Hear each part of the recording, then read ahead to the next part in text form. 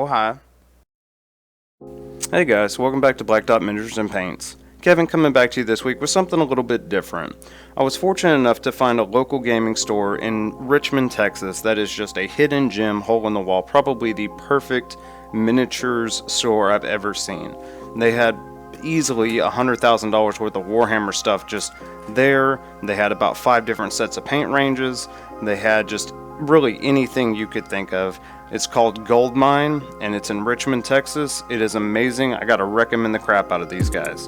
I was fortunate enough to pick up 2 sets of the Scale 75 paints, a flesh paint set and a Sky and Ice blue paint set, as well as some others. So I picked up a couple metallics, a couple greens, just a couple that would allow me to use them in different videos throughout the process. So unfortunately I don't have space for these. My wife, however, came in clutch and said, "Hey, I've got this old makeup bin that I'm not using. Do you think you could get some use out of it?" I said, "Sure." But I quickly saw the problem with them. With having the paints just sitting in the drawers like this, you close the drawer the wrong way and unfortunately they fall over. As you can well imagine, this will be a problem in the long run. So being a bit of a hobbyist carpenter, we quickly devised a way that we can make some paint racks to sit in the bottom of these. We measured the base of them and it's 13 5/8 inches long. Then we measured the width of our plastic bins and they came out to 12 1/8 inches wide. So this is perfect. We'll be able to fit 2-3 of them in there no problem. First we take our 2x4 and we just scribe a line in it at 13 5/8 inches. We want to be able to have it fit in the box to where it's not tight, it still floats a little bit, but we don't want it to just be all over the place as the paints were by themselves. We're going to take our speed square, scribe that line straight across the board, and we're going to be most of the way into business. Next step is going to be cutting. So we take our handy dandy handsaw, and then quickly remember that, no, we are a hobbyist carpenter, we have some big boy tools, let's bust out the miter saw. So we chop saw this thing straight at 13 5/8 inches, and we'll repeat this process for as many of these as we want to go across the bottom of this plastic bin. From there we need to measure how wide our paint bottles are. They come out to 15/16 inches wide. This is perfect. If you take a spade bit, maybe 1 inch wide, that'll give us a 1/16 gap. Maybe we can do a little bit better, something around 1 1/8. The 2 bottles together come out to 1 7/8 inches total, which will leave us an extra space of 1 5/8, or if you round it down, a ½ inch between the sides and the bottles. Here's our 1/8 inch spade bit. This is perfect. So we start going, measuring 1 inch from the end, and we're going to go 1 inch from the end for the first one, and then every step after we're going to go 1 1/2 inches. This will give us a nice uniform spacing between the paint bottles.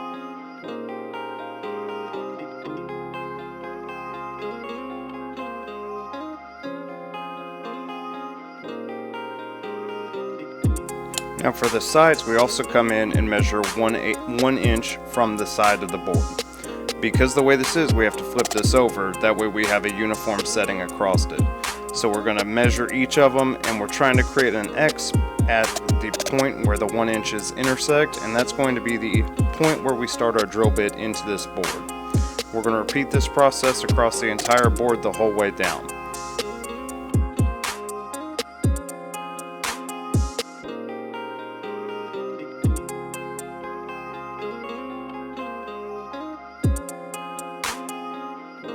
Now if you want to, you can do every single step down the board with the tape measure. That is no problem whatsoever. However, it's a lot easier if you bust out your square. You can scribe a nice line down the length of the board. That's just going to give us a nice straight line at the 1 inch mark, and we don't have to measure every single spot where the holes are going to be.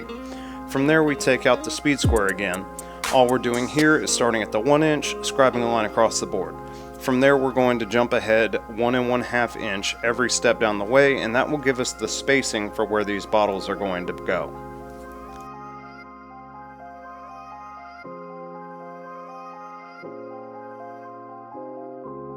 Now we're on to drilling the boards. We're trying to drill the hole approximately 1 inch deep. However, it's very difficult to gauge it. Some people will use a wax marker and they will actually mark on the drill bit how deep it goes. It can be rather difficult due to the shape of this drill bit. So use your best judgment with this. do what you think you need to take enough material away, but at the same time, the next step is going to make these even and flat and an even depth across the way. So here's our finished product after we went through and drilled out all the holes. You could actually leave this right here and it would be perfectly acceptable. I was not happy with it. As you can see, it leaves a mound in the center of the holes that unfortunately causes the paint pots to be a little bit wobbly. It may not be a big deal, but I want to fix that. We take out our router and we put this bit on here that leaves a nice flat bottom while removing material along the way. We chuck this up to about 3/4 of an inch deep, maybe a little bit more, and what we're going to do is insert this into the hole and remove the material in the center of the hole that is causing it to be wobbly. Now another option instead of the router would be using a Forstner bit. Forstner bits cause it to have the hole in the center, but it's going to be flat across the entire bottom. Unfortunately, I didn't have one that was this size. I happen to have a router, I happen to have this bit that will allow it to be flat, so we went ahead and did it this way. If you're going to be buying materials for this, you can skip this step entirely just by getting the Forstner bit and getting it to 1 1/8 inch. So here I'm going through and I'm just removing the material, removing the mounds from the center of these holes.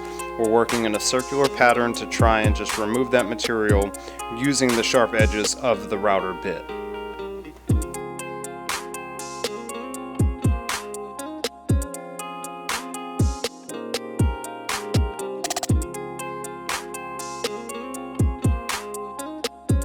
So hopefully y'all didn't think I was serious about the Vallejo black primer. That shit's way too expensive to be using it for this big of a job. We're coming through with just a flat black spray paint. It's just one I happen to have chilling on the shelf. We're hitting this thing top down, getting all the holes, getting all the sides, just decking it out with spray paint. Again, this is super low stress. I'm not trying to do anything super crazy. We're not trying to create the Mona Lisa. We're trying to create something that will allow our paint pots to sit steady. So here's our finished product. I mean, this thing looks good. For the amount of labor and time put into this, took me maybe 15 minutes. I'm with it. I cannot shake a stick at this. As you can see, boom, we're in business. Shut this drawer as many times as we want to. These paint pots aren't going anywhere. It's perfect.